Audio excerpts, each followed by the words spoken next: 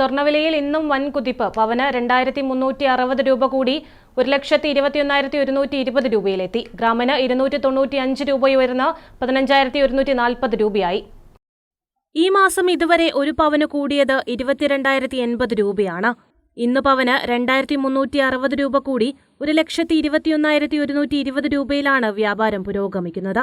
December 23-നാണ് സ്വർണ്ണവില ആദ്യമായി 1,00,000 കടന്നത്. പിന്നീടുള്ള ഓരോ ദിവസങ്ങളിലും വില കുതിച്ചുയർന്നു.